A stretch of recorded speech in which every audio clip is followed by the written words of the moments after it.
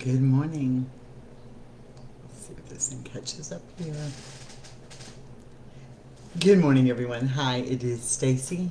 This is Walking in My Shoes, and we are loving my veteran this morning.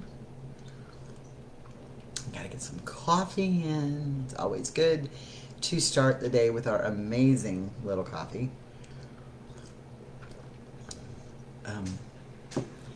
So just want to pop in and say good morning, and we're going to talk about communication today. We've talked about it in the past, but we're going to talk about the importance of good communication, how to communicate effectively, how to communicate well, and what that will do. So good morning, Pam. Good morning, Sarah. I'm seeing these people pop on. Morning, Stephanie. Drinking her hot tea. Girl, I cannot be drinking a hot tea this morning. Morning, Michelle.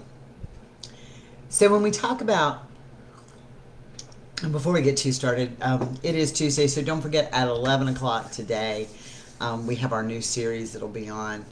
We're going to just kind of delve into a little bit about why that we are loved and that God loves us. And so that is our little spiritual section that we do every Tuesday.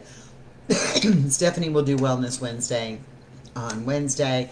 And of course, Thursday we have Let's Talk. Good morning, Haley. You are way on that time zone difference there going on this morning. So communication. Communication is key. We cannot set boundaries without it. We cannot do anything without communication. Our dialogue is everything. It makes everything work. It is the one thing that is key to creating a healthy relationship, and that is with anybody. Good morning, Nakia. And that is with anybody. That dialogue is key, and we have to learn to communicate. We have to learn to communicate effectively. We have to understand that everything we do in communication is key. I watched a TED Talk yesterday, and I actually posted it to the page and to the group. So if you haven't seen it, you really need to watch it. But I posted a TED Talk yesterday, and I think that one of his comments he made in it was amazing. When we greet people, we ask them, "How are you? How are you?" It's a pretty vague statement. Good morning. How you doing? Very few people, unless you are personally attached to them, and even then we don't, because we want to walk on eggshells and we don't want people to see our struggles. Very few people say, "I'm not good." Morning, Sarah Kim. I'm not good. Very few people say, "I'm not good." Very few people say, "I've had a bad day." Very few people say, "I'm struggling." When you ask the simple question, "How are you doing today?"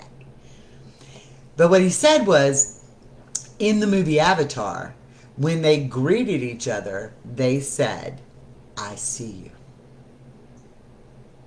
And I thought about that, and I'm like, well, so what the heck does that have to do with anything? I see you. That means so much. When communication is not just words, communication is a combination of everything.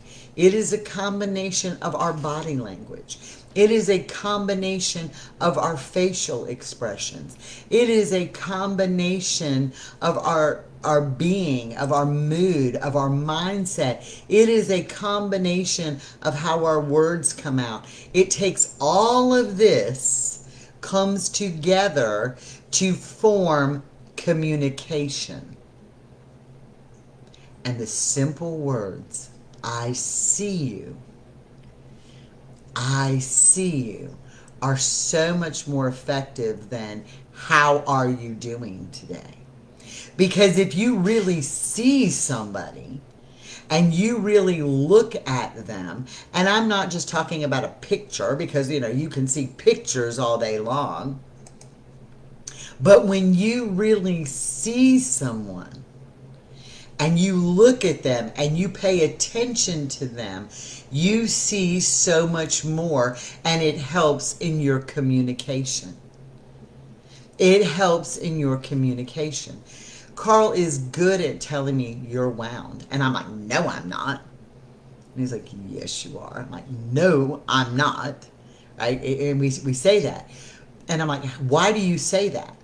And it is from my body language. When I get uptight, I usually get cold, so I have a blanket. It's also my security. He calls it my whoopee. But I wrap up in it. I sit a different way on the couch. I cross my arms differently. So he doesn't have to ask me how I am. He already sees it, so he knows how I am. That is a key point in communication.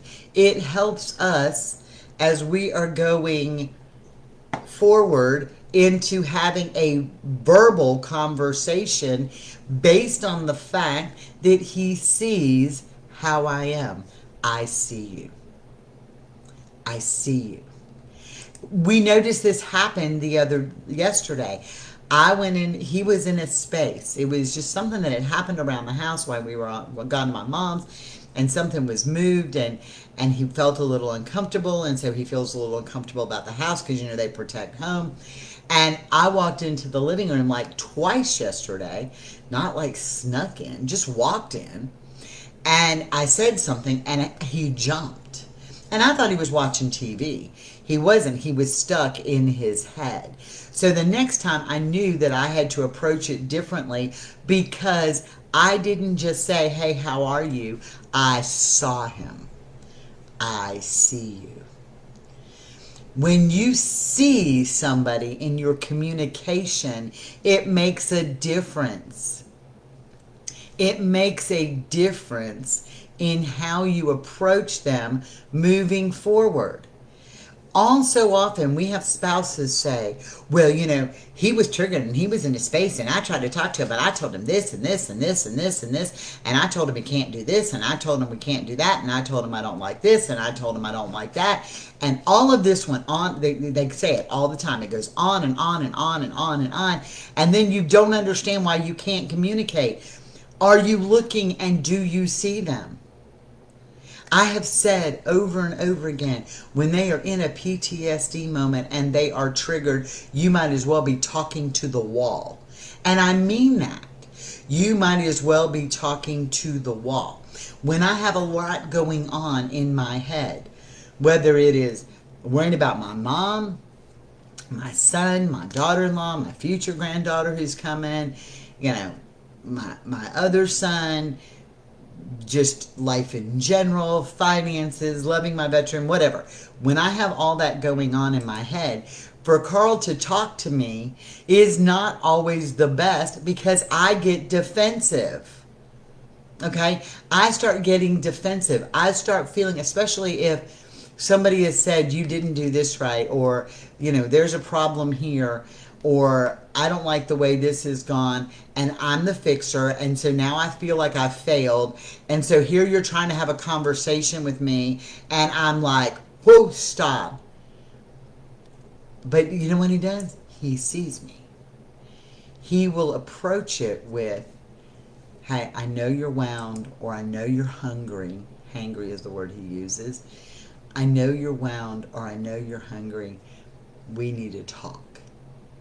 Now, when you say that, you've seen this, so the conversation changes in how you communicate. I can remember when my kids were little. Look, when your kids are having a full-blown meltdown, I don't care what you do, they're going to have a full-blown meltdown, and you're not going to communicate with them. And so as parents, we fail, and we're like, if you stop crying, I'll get you a candy bar. And then we think they're going to listen to us. No, they're focused on the candy bar. I was defensive because I can't explain what's in my head, and it can't be guessed. Exactly. But that's where this communication comes in. But your mental mindset is a huge part of communication. Your mental mindset, their mental mindset is you can't set a boundary when nobody's talking to each other and when communication isn't effective. But you know, your kid's having a meltdown, right? A total, teetotal meltdown. And I can remember learning that the absolute best way to deal with that meltdown was to walk over them. And I'd be like, okay, come talk to me when you're done. And I stepped over him. And when I did that, I said, without saying the words, I am not going to be participating in a conversation with you when you're acting this way, because it's not gonna work.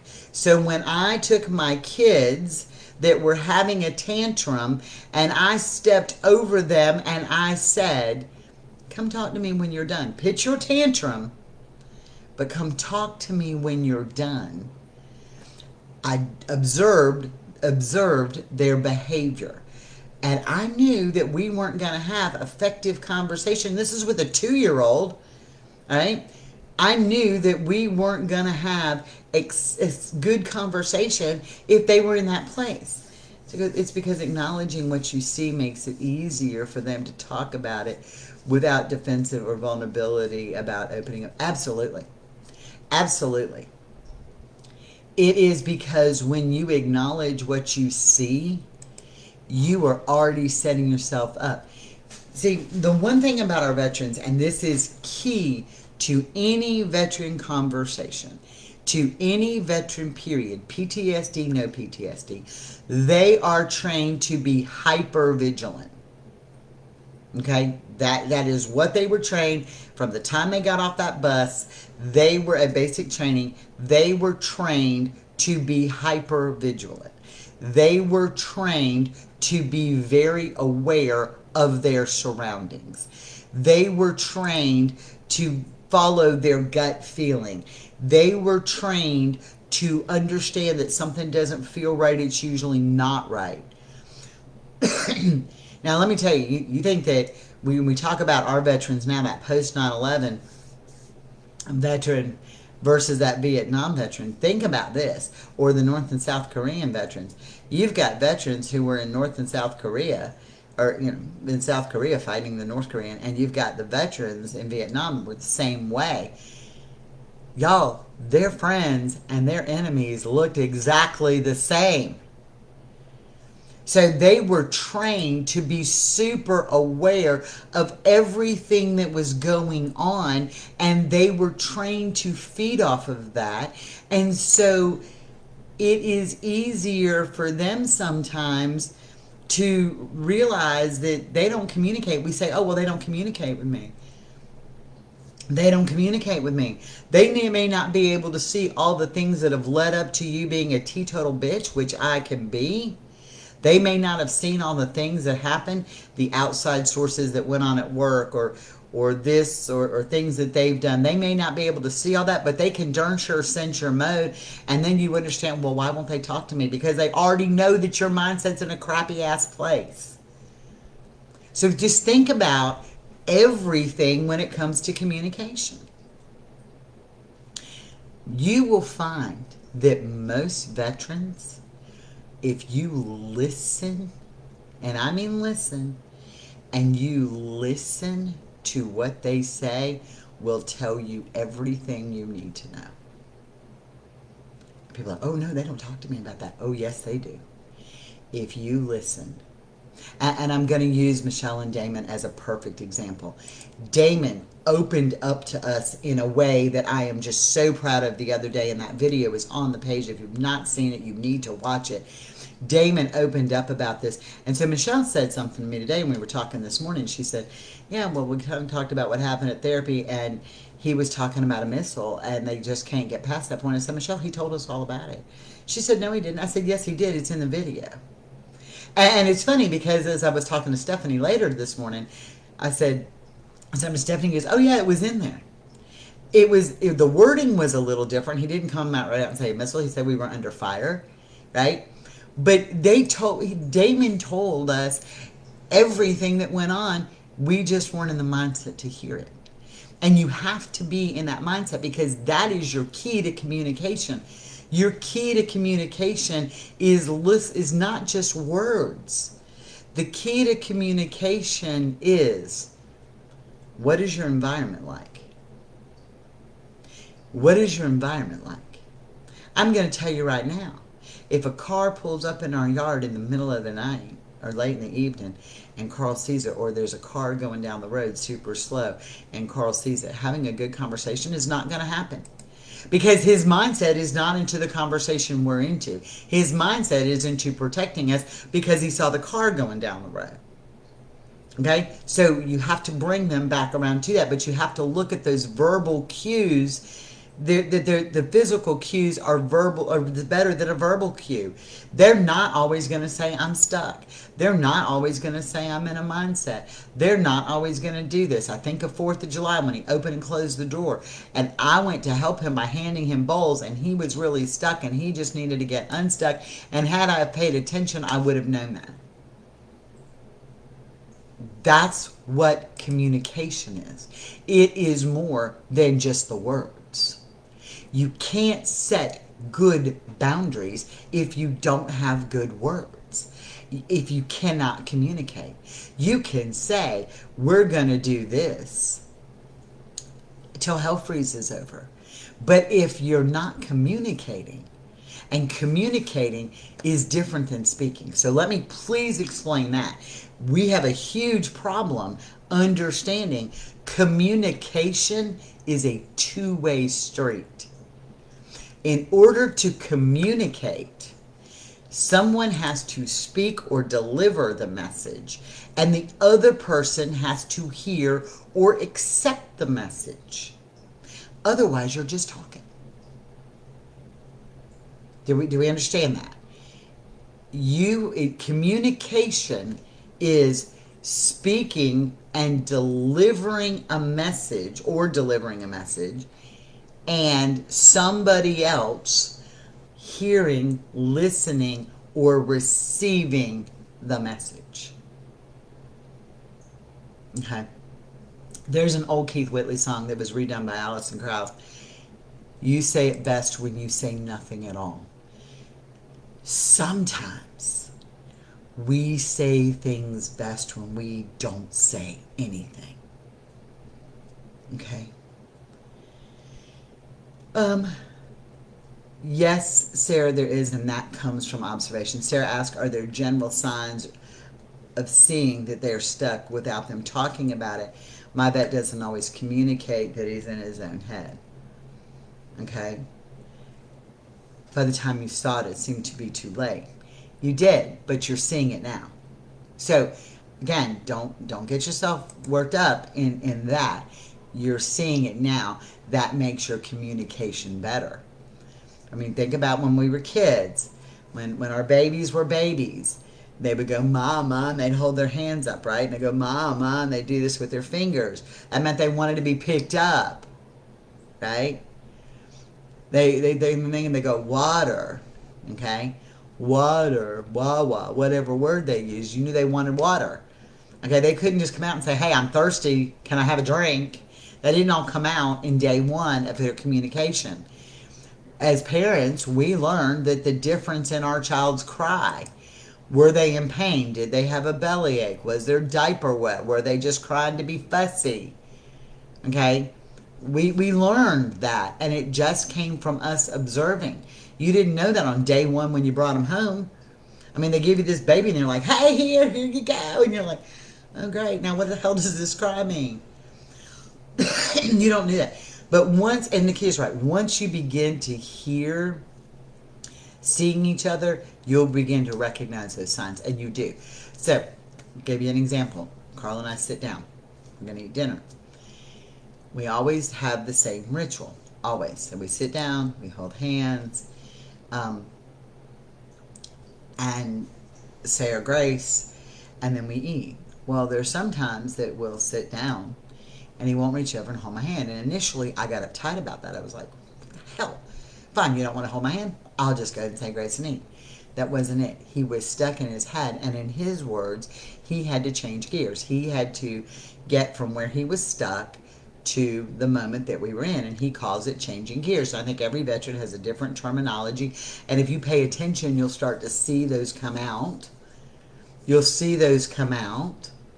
And that's when I knew it. But then the other day, y'all, I realized his eyes moved different. Now, I talk about paying attention to them all the time. You'd think that I'd be like the master of this. I'm not. I'm not the master of this at all. His eyes move different.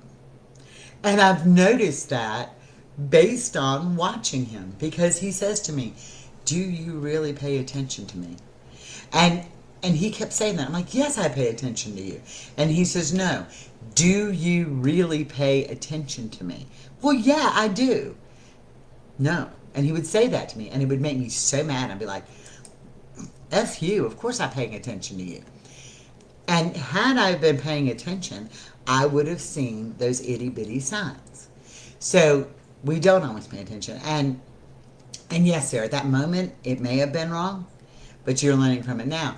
Look at what I'm saying. I've been talking to you guys for a long time about communication and how to talk and what to do. And Carl says to me, this has been going on for a year and a half now. "Are you really paying attention to me?" Well, yeah. It wasn't until like last week that I realized and caught the eye movement. It wasn't until last week that I caught the eye movement. So, was I paying attention to him? Well, yeah, I thought I was, but was I really? No. He had to change gears. And Nakia's right. We do the same thing. Everybody does the same thing. See, this is where people get everything all blown out of proportion. They're like, "Oh, it's PTSD. Oh, it's PTSD. Oh, it's PTSD." PTSD does cause a physical change to the brain. There is no doubt about it. It heightens their fight or flight situation. It does.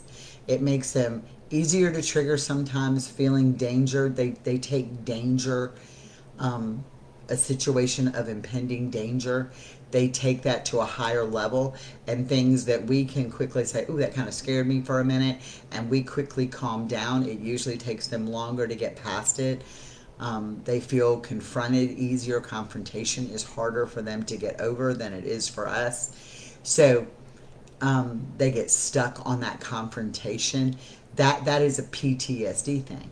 The thing is that we all experience and do the same thing. This is key. This is, if I could like highlight, this is a key word, a key phrase, a key statement. We all have the same responses. Okay? Human beings all have the same responses. There are things, situations that cause us to become afraid. There are situations that cause us to become afraid. I can assure you that 10 years ago, an ice storm in Texas didn't make Nakia afraid. But I assure you, after she went through what she went through this past winter, an ice storm now will make her more afraid and more pending doom. And I can assure you, when she called me that day, Nakia's heart was racing. She was at the end of her rope. She was panicked. She was terrified. And so her fight or flight kicked in to high gear. Once we started to resolve things, it went on down. With a veteran with PTSD, it doesn't work that way. Their fight or flight kicks in, and it's harder to come down. That is the physical change in their brain. We all experience that. Okay? We all experience that. The difference is in how we react to it. Okay? Yeah, she has scars from that one that will affect her life. Nakia probably under definition of PTSD, Nakia has PTSD from an ice storm.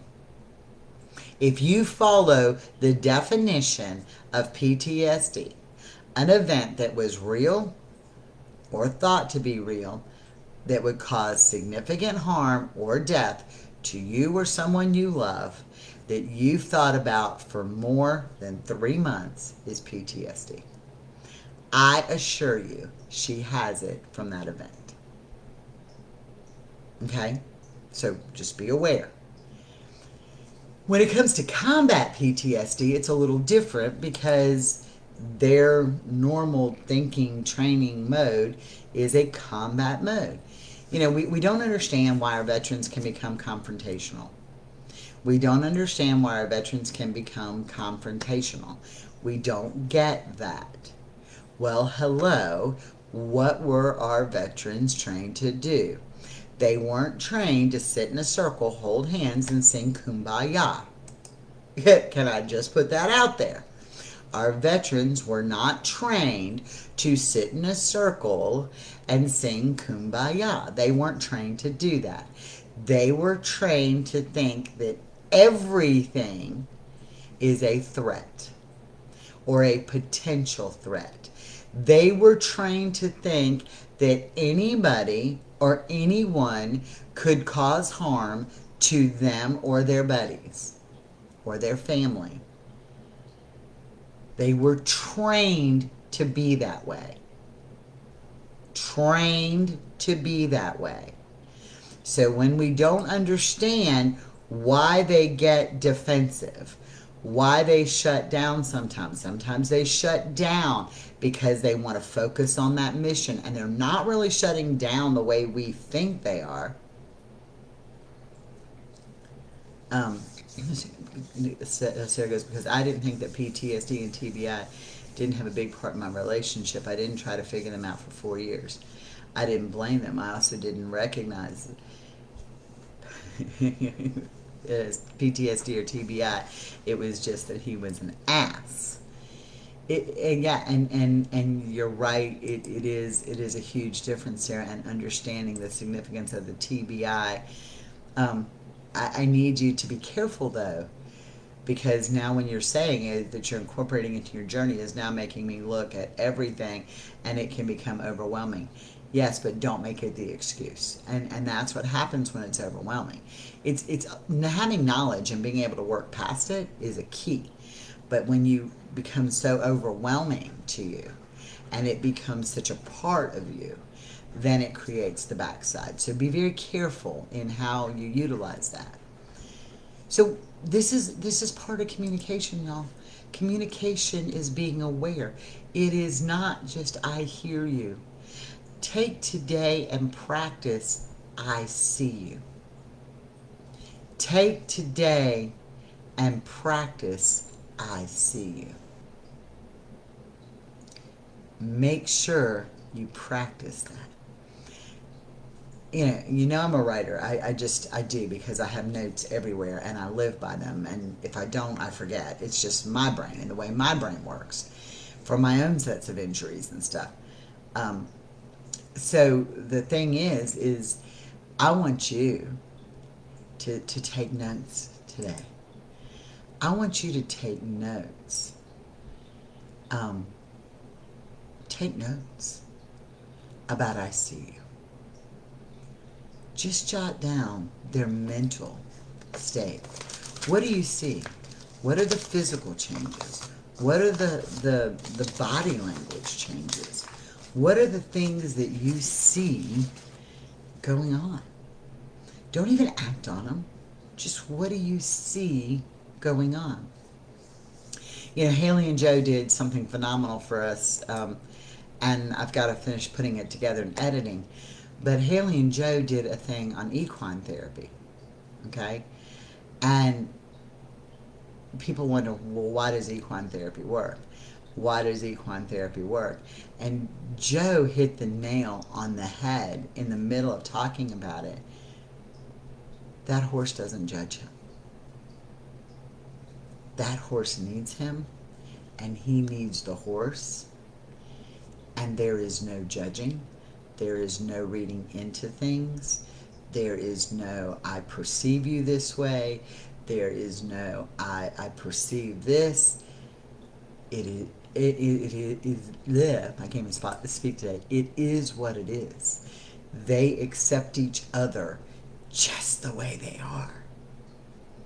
And in communication, that was a big deal. And Joe said in there, if that horse feels fear, the situation is different. I know Haley and I talked about it with her riding, and how her horse kind of felt the fear that she had. And Job can outride it anywhere he wants to. But Haley had a little fear, and that horse could sense that fear. And instead of calming her down, the horse became fearful of Haley. Haley became fearful of the horse, and it created a bad situation. And that is just part of communicating. She communicated this through her actions, and the horse responded the same way she was communicating. That all comes into communication. It's not just the words we use, it's everything we use. It's where they're at, it's where we're at, it's what our body language shows, it's what our tone is like, it is the verbiage that we use, it is, are we making them feel attacked? Are they making us feel attacked? How do you address the situations? When do you learn to read between the lines? When do you learn to listen to the little stuff? All of that comes together, okay? All of that comes together to be a thing. What it says. Thank you, Stacey. We had experiences picking up Joe's mom and taking her for a back pain appointment. Now I realize Joe was in some mission mode. How do you know it's going to create that mission mode in a veteran? Everything is a mission for a veteran. Haley's like, oh shit. Everything is a mission for a veteran. There's something that's got an objective that's got to be addressed. So everything becomes a mission. Okay? Carl drives me crazy when he gets in mission mode. Okay? Drives me nuts. And then I realized everything is a mission. We can be sitting there watching TV together because, we're really trying to make it our time in the evening past a certain point. So when I don't respond to you, that's typically why, because I'm trying to shut off and spend time with him. So we've addressed that. That's one of the things he asked for. Okay, done. Well, what happens? We're sitting there, we're watching TV, we're having our time. We've already talked about dinner, we've already got it planned. I know what we're doing with it. It's all good. What happens? He gets up in the middle of a show, and he goes to the kitchen, and he starts doing something. I'm like, baby, what are you doing? I'm prepping, I'm tinkering. I'm like, I thought we were watching this. Yeah, but this has to get done. I'm like, it's the same thing we've cooked forever, okay? It is like the same thing we've cooked forever. We don't need a mission to freaking cook a pork chop, okay? So it happens. They are in mission mode. Now it is getting better as we communicate, but they are better. Yes, Haley, jokes are, that's how guys deal with stress too. But just realize it is a mission. And they look at every possible wrong scenario, and you just have to, I don't know so much that they change as the way we respond changes. Okay? I'm not sure that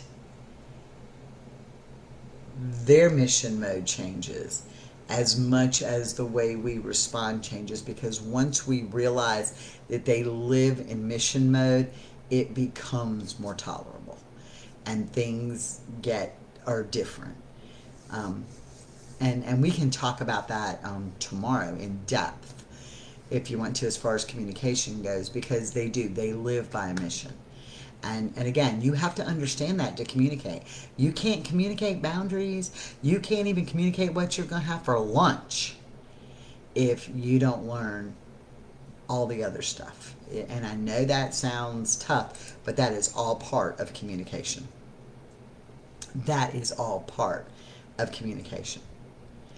So I'm going to wrap this up for today. Don't forget, at 11, we'll have our new series posted. I'm super excited about digging into the Word a little bit and just helping us uplift us, because, you know, you are worthy and you are loved, and that's where we're going. That is at 11 o'clock on Facebook. We'll have that on there as well. So I hope we've addressed some things going forward into this. I got my mama messaging me too. Let me see what mama message is, because they're always good messages. My mama says, I don't like having breakfast on the porch by myself. So I guess I'm just going to tell Mom that she needs to pop on Let's Talk with Walking in My Shoes with us, and she can have breakfast with us as well. Y'all have a blessed day. I'm Stacy. This has been Walking in My Shoes, and we are loving my veteran. Do something for you today. Do something for your veteran today. Do something for somebody else. And I see you. So when you're not good, we know. Just like they know. Y'all have a good day. Bye.